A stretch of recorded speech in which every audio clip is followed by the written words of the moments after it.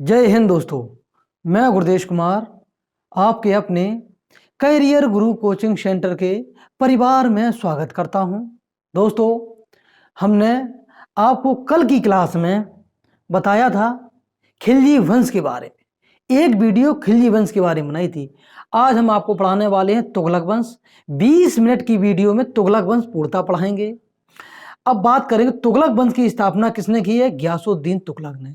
गयासुद्दीन तुगलक ने। खिलजी वंश का अंतिम शासक था अलाउद्दीन खिलजी का बेटा मुबारक शाह खिलजी, जो एक ऐसा शासक था जिसने अपने आप को खुद को स्वयं को घोषित कर दिया था क्या? गाजी। गाजी की उपाधि से धारण किया था। ये हम बात करें खलीफा, खुद को खलीफा घोषित करने वाला, गाजी नहीं सॉरी, खुद को खलीफा घोषित करने वाला शासक कौन था? मुबारक शाह खिलजी।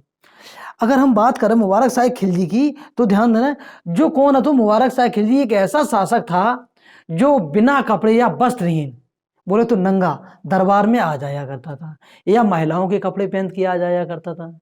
ये पूरा असर किसका आया था?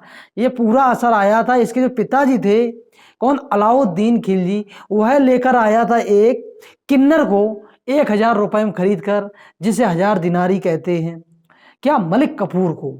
ये मलिक कपूर की संगत में पड़ गया। अब तो एक कहावत तो देखी होगी, बचपन जिस हिसाब में ढालोगे बच्चा भी उस हिसाब में ढल जाएगा। तो वो कैसा शासक था? खुद को खलीफा घोषित करने वाला, और ध्यान, दरबार में बिगैर कपड़े, नो टेंशन, और या तो महिलाओं कपड़े पहन के आ जाया करता था। सन के होल्डर बोलते हैं। तो गयासुद्दीन तुगलक ने फायदा उठा के सिंहासन से हटा दिया। किसे हटाया? मुबारक शाह खिलजी। अगर हम तुगलक की बात करें, गयासुद्दीन तुगलक की, कहीं गयासुद्दीन इस हिसाब में लिखा मिल जाएगा। देखिए थोड़ा हम दूर से लिखते हैं,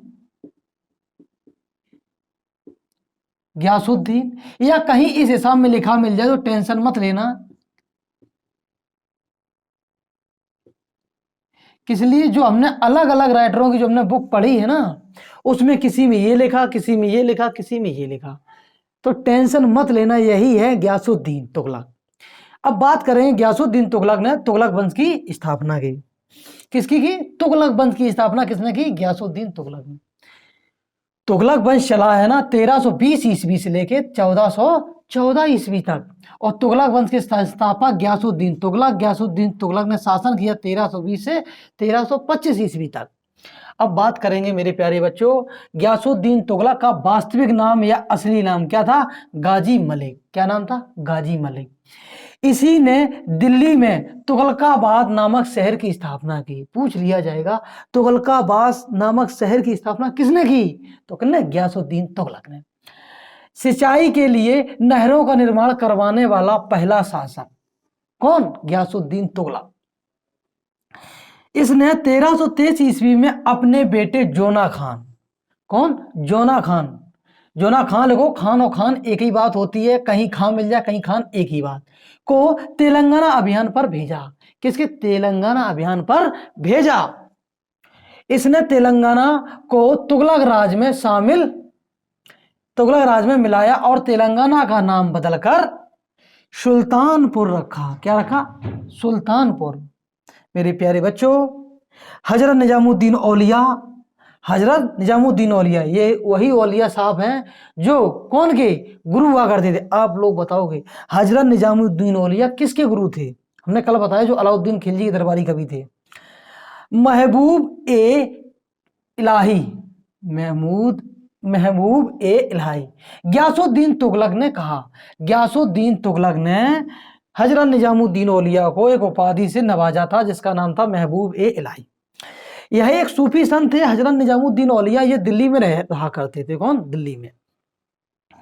1325 ईस्वी में बुगारा खान बंगाल का इख्तियार, कहाँ का था? बंगाल ने दिल्ली सल्तनत के खिलाफ विद्रोह कर दिया।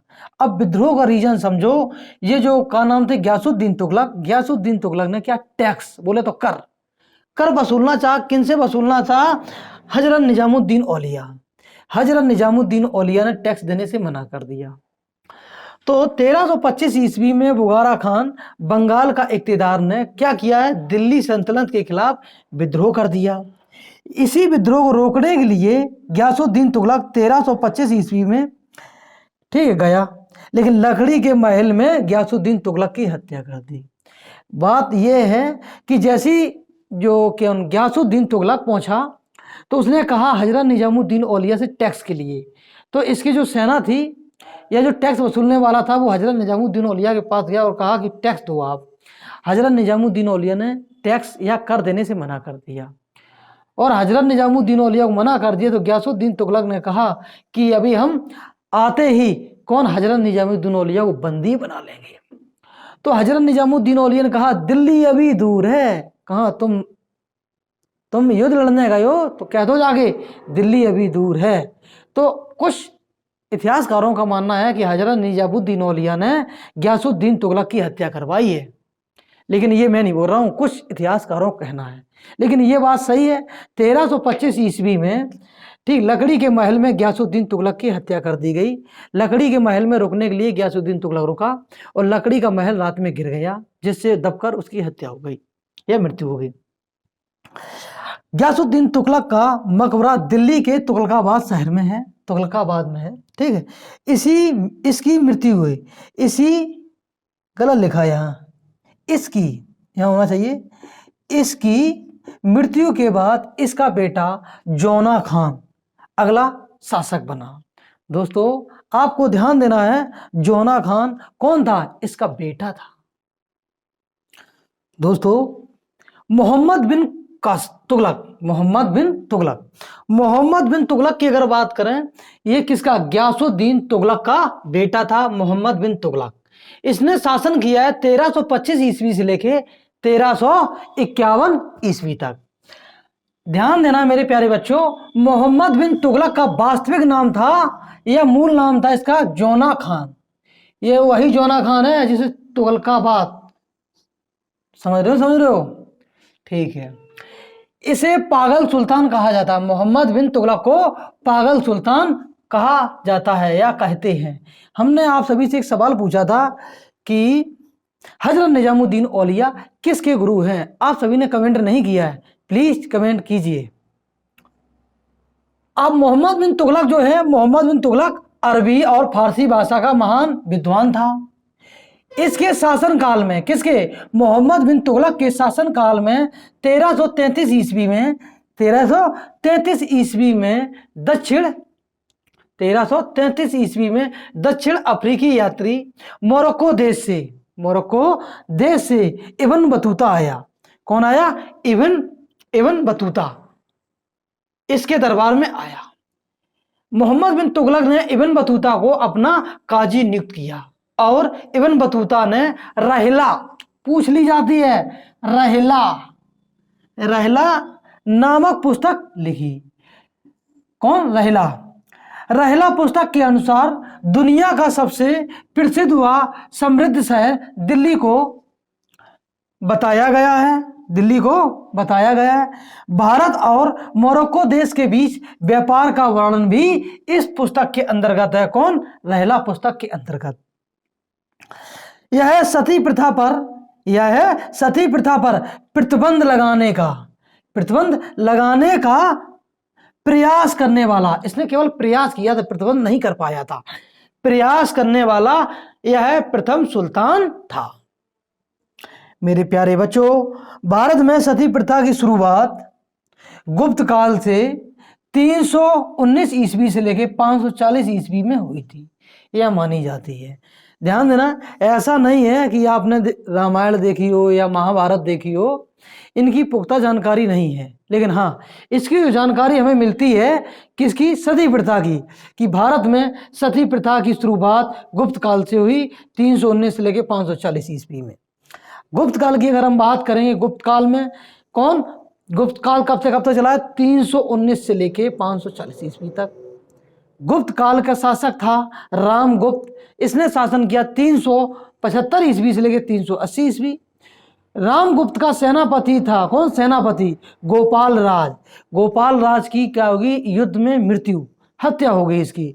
तो इसकी जो पत्नी थी गोपाल राज की, वह भारतीय है, जो पहली भारतीय जिसने सती हुई थी। कौन? सती। यह अपने पति के वियोग में आके आग में कूद गई थी। तो वहीं से प्रथा प्रारंभ हो गई, किसकी? सती प्रथा की। अब मेरे प्यारे बच्चों ध्यान देना है, यह जानकारी जो मिलती है एरल अभिलेख से। किससे? एरल अभिलेख से। एरल अभिलेख लिखवाया है भानुगुप्त ने। किसने लिखवाया? भानुगुप्त ने। ठीक है, हम पढ़ रहे हैं भारतीय इतिहास। भारतीय इतिहास की बात करें, जिसकी पुख्ता जानकारी है उसी के बारे में बताया जाएगा, और जो एग्जाम के ध्यान में रखते हुए जो एग्जाम में पूछा जाएगा उसके बारे में चर्चा की जाएगी। ऐसा नहीं है जो पूछा ना जाए बीच में आप टॉपिक लगा दो कि ये भी बताओ वो भी बताओ।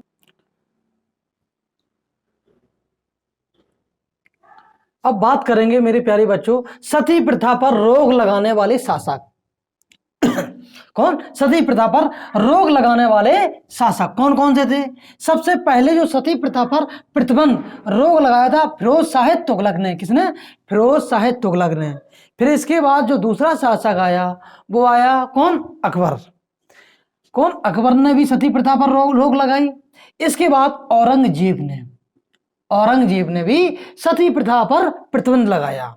क्या? रोक लगाई। अब बात करेंगे 1829 ईस्वी में भारत में सती प्रथा का पूर्णतः अंत लॉर्ड विलियम बेंटिक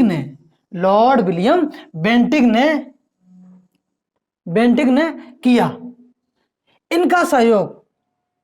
इनका सहयोग राजा राम मोहन राय ने किया। कौन? राजा राम मोहन राय ने, एक समाज सुधारक थे, उन्होंने सहयोग किया। किनका? Lord William Bentinck. ये कौन था? लॉर्ड विलियम बेंटिक कौन था? ये जिसने पूर्णता अंत कर दिया। तो समझना, जब हमारा देश गुलाम हुआ करता था ईस्ट इंडिया कंपनी का, तो ये गवर्नर जनरल था। कौन? Lord William Bentinck. कहाँ का? भारत का। अब बात करें मोहम्मद बिन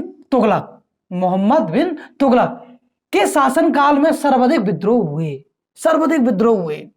दक्षिण भारत में 27 विद्रोह और उत्तर भारत में 7 विद्रोह। कुल विद्रोह की अगर हम बात करें 34 विद्रोह हुए। कुल कितने हुए? 34 विद्रोह हुए थे। कितने? 34। मंगोलों का 5वीं बार आक्रमण भी मोहम्मद बिन तुगलक में हुआ। अब आपको एक कमेंट करके बताना है मंगोलों का चौथी बार आक्रमण किसके शासनकाल में हुआ था। आपको कमेंट करना है चौथी बार। इसने अपनी राजधानी को दिल्ली से दौलताबाद स्थानांतरित किया। टीका टीक गर्मी के समय, और इसने अपनी कहा राजधानी दिल्ली से दौलताबाद। अगर हम दौलताबाद की अगर बात करें, ये कहा महाराष्ट्र देवगिरी पड़ता है, वहां उसने कर दी। अब इसे ये समझ नहीं आया कि गर्मी का सीजन चल रहा है, दिल्ली से दौलताबाद या महाराष्ट्र देवगिरी जाएंगे। आधी तो सेना ऐसी इसने अपनी मार डाली। चलते रहे, पानी पीते रहे बेचारे। मरने का मतलब ये नहीं अपनी जान से मर गई है, मतलब टूट चुकी थी सेना का मनोबल पूरा। इसके बाद खुरासान अभियान की विफलता। खुरासान अभियान की क्या हुई? विफलता मिली इसे। इसके बाद दोआब क्षेत्र में कर की इसने वृद्धि कर दी। दोआब किसे बोलते हैं? दो नदियों के बीच की जमीन को दोआब कहते हैं। दो नदियों के बीच की जमीन को दोआब कहते हैं। जैसे कि बात करें उत्तर प्रदेश एक दोआब है।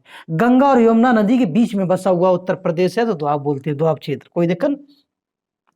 इसने सांकेतिक मुद्रा का प्रचलन करवाया। अब इसमें विफलता कैसे मिल गई? जैसे कि भारत में मोदी जी ने नोटबंदी करवा दी थी, आपको मालूम हो।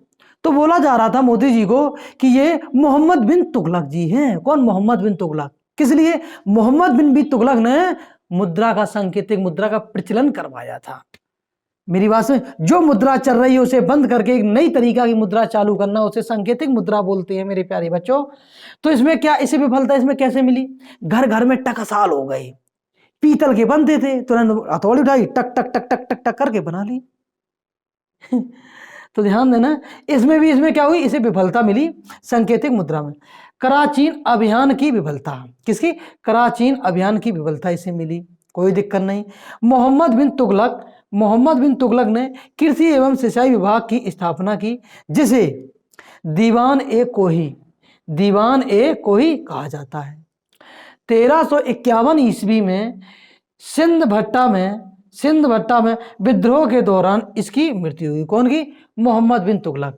एक बात बताएं, मोहम्मद बिन तुगलक अरबी और फारसी भाषा का महान विद्वान था। अब बात करिए विद्वान होना तो जैसे है, वर्तमान में अगर हम बात करें, एक मोदी जी हैं, ठीक, और एक राहुल। गांधी जी, राहुल गांधी। राहुल गांधी बहुत पढ़ा लिखा है, मोदी जी से काफी अधिक, ये बात सच है, लेकिन उसे क्या जानकारी नहीं है। वो पढ़ा हुआ है इंग्लिश में, ऐसी ऐसी यूनिवर्सिटी में पढ़ के आया कि मोदी जी वहां पहुंच भी नहीं पाए होंगे। अभी तो पहुंच जाएंगे, वर्तमान में प्रधानमंत्री जी हैं मेरे देश के, लेकिन हम बात बता रहे हैं, वो पढ़ा लिखा है। कौन? राहुल गांधी जी। राहुल गांधी ऐसे बात कर देते हैं जैसे इस साइड से आलू डालो, उस साइड से सोना निकलेगा, तो ये बात है ना। तो कौन है? मोहम्मद बिन तुगलक जो है पढ़ा लिखा हुआ था, लेकिन वो समाज में ढला हुआ नहीं था।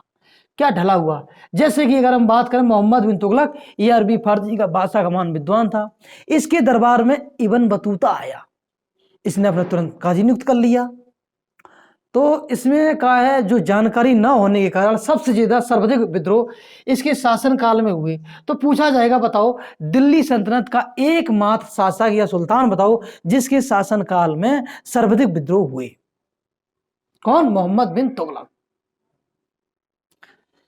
फिरोज शाह तुगलक। फिरोज शाह तुगलक ने शासन किया, जो अगला शासक बना फिरोज शाह तुगलक, मोहम्मद बिन तुगलक के बाद 1351 से लेकर 1388 ईस्वी तक इसने शासन किया। फिरोज शाह तुगलक ने दिल्ली सल्तनत का अकबर कहा जाता है। किसे? फिरोज शाह तुगलक को दिल्ली सल्तनत का अकबर कहा जाता है। फिरोज शाह तुगलक ने 6 शहर बसाए थे। कौन कौन से? हिसार, हिसार फिरोजा के नाम पर बसाया था। फतेहाबाद अपने पुत्र फतेह खान के नाम पे फतेहाबाद बसाया। फिरोजपुर, फिरोज शाह कोटला, फिरोजाबाद। आप सभी को बताना है जो फिरोजाबाद है किस चीज के लिए, किस वस्तु के लिए प्रसिद्ध है? फिरोजाबाद, फिरोजाबाद और जौनपुर। जौनपुर की अगर बात करें, जौनपुर जोना खान बड़े भाई के नाम पर बसाया था। जोना खान वही है मोहम्मद बिन तुगलक। हम बात करेंगे मेरे प्यारे बच्चों, भारत में अच्छी शिक्षा, भारत में अच्छी शिक्षा कहाँ मिलती थी? जौनपुर में। कहाँ पर मिलती थी? जौनपुर में। तो ध्यान देना मेरे प्यारे बच्चों, जौनपुर को, जौनपुर को सिराज ए हिंद, सिराज ए हिंद कहा जाता है, जिसे हिंदी में बोला जाता है पूर्व का सिराज। क्या? पूर्व का सिराज। मेरे प्यारे बच्चों, यह सिंचाई के लिए, कौन? फिरोज शाह तुगलक ने सिंचाई के लिए, इसने सिंचाई के लिए सबसे ज्यादा नहरें बनवाने वाला शासक था। सिंचाई के लिए सबसे ज्यादा नहरें बनवाने वाला शासक कौन? फिरोज शाह तुगलक। इसने सिरसा, इसने सिरसा में एक नहर का निर्माण करवाया और इसने वहां 1200 बाग, 1200 पौधे लगवाए थे। कितने? बाग नहीं, बड़े बड़े बाग नहीं, पौधे। 1200 पौधे लगवाए। कहां पे? सिरसा में एक बाग बनवाया था उसने। इसने अशोक के टोपरा स्तंभ और मेरठ स्तंभ को दिल्ली स्थानांतरित किया। ध्यान देना है, अशोक के टोपरा स्तंभ को और मेरठ स्तंभ को दिल्ली ले आया। कहां? दिल्ली।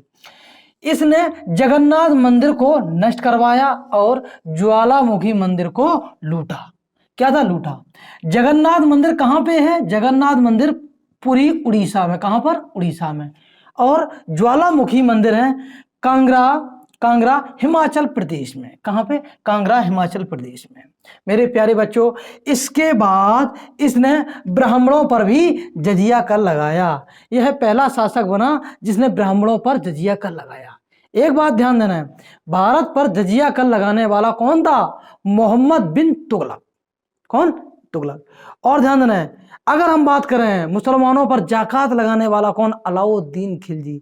लेकिन ब्राह्मण, विधवा, विकलांग जिस सारे सारे बच्चे हुए थे जजिया करते, लेकिन फिरोज शाह तुगलक आया, ये ब्राह्मण कहाँ गए हैं? ब्राह्मण देवताओं से भी जजिया कर ले लिया, सब पे लिया, ठीक है। लेकिन इसने कौन? विधवा विकलांगों को छोड़कर सब पे लिया, लेकिन ब्राह्मणों पर लिया। पूछा जाएगा ब्राह्मणों पर जजिया कर लेने वाला पहला शासक कौन बना? फिरोज शाह तुगलक। 1369 ईस्वी में इसने कुतुब मीनार की चौथी और पांचवी मंजिल का पुनर्निर्माण करवाया। बिजली गिर गई थी कुतुब मीनार पर, तो चौथी और पांचवी मंजिल नष्ट हो गई थी, तो इसने चौथी और पांचवी मंजिल का पुनर्निर्माण किसने करवाया? फिरोज शाह तुगलक ने। दोस्तों ध्यान देना है, कुतुब मीनार का निर्माण शुरू करने वाला कौन था? कुतुबुद्दीन ऐबक। कुतुब मीनार का पूर्णतः निर्माण करने वाला कौन? इल्तुतमिश। इल्तुतमिश ने की थी 1229 ईस्वी में। ध्यान देना है आप सभी को। अगर हम बात करें चौथी और पांचवी मंजिल का पुनर्निर्माण करवाने वाला फिरोज शाह तुगलक। फिरोज शाह तुगलक ने जनता को आर्थिक मदद देने के लिए इसने एक विभाग बनाया जिसे दीवान ए खैरात, दीवान ए खैरात, क्या लिखा है? दीवान ए खैरात, क्या लिखा? खैरात, कोई दिक्कत तो नहीं है। तथा एक अस्पताल बनवाया दवाई के लिए, क्या नाम रखा? दार उल शिफा, दार उल शिफा का निर्माण करवाया। सती प्रथा को प्रतिबंध करने वाला प्रथम सुल्तान था। कौन? प्रथम सुल्तान था। और 1388 ईस्वी में इसकी मृत्यु हो गई। पूछा जाएगा दिल्ली सल्तनत का अकबर किसे कहा जाता है? तो दिल्ली सल्तनत का अकबर किसे कहा जाता है? फिरोज शाह तुगलक को, क्योंकि इसने जनता के लिए बहुत सारे बढ़िया कार्य किए, बहुत अच्छे कार्य किए, जैसे एक अस्पताल का निर्माण करवाया और मदद देने के लिए जनता को, कौन? आर्थिक मदद देने के लिए इसने एक कर विभाग बनाया जिसे दीवान ए खैरात कहते हैं। तुगलक वंश का अंतिम शासक बना नसरुद्दीन महमूद। मेरे प्यारे बच्चों, कौन? नसरुद्दीन महमूद, नसरुद्दीन महमूद बना 1394 ईस्वी से लेकर 1414 ईस्वी में। मेरे प्यारे बच्चों, 1398 ईस्वी में, 1398 ईस्वी में दिल्ली सल्तनत पर तैमूर का आक्रमण हुआ। किसका? तैमूर का आक्रमण। तैमूर का जो बेटा था, कौन? शाहरुख खान, जो खां बोलते हैं, शाहरुख खान किसका बेटा था? तैमूर का। अब ध्यान देना, नसरुद्दीन महमूद इसका मंत्री हुआ करता था खिज्र खान। कौन? खिज्र खान। खिज्र खान ने धोखा दे दिया और इसने मदद किसकी कर दी है? तैमूर की। तो ध्यान देना, खिज्र खान के द्वारा नसरुद्दीन महमूद को सिंहासन से हटाया गया और खिज्र खान ने भारत में प्रथम सैयद वंश की स्थापना की। किसकी? सैयद वंश की स्थापना की। कहावत सुनी है, अपनों ने दिया है धोखा, तो किसने दिया है? इसके मंत्री ने ही धोखा दिया।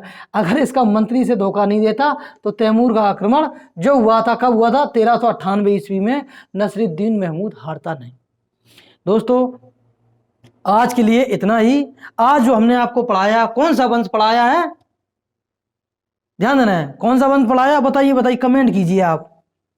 जी जी जी, बहुत बढ़िया। कौन सा वंश? तुगलक वंश। कौन सा वंश पढ़ाया? तुगलक वंश। दोस्तों, आज के लिए इतना ही। जय हिंद। मिलते हैं कल। आपको पढ़ते रहना है, एसएससी जीडी की तैयारी अच्छे से कीजिए, तभी आप सक्सेस हो सकते हैं, अन्यथा टाइम बर्बाद करते रहेंगे आप।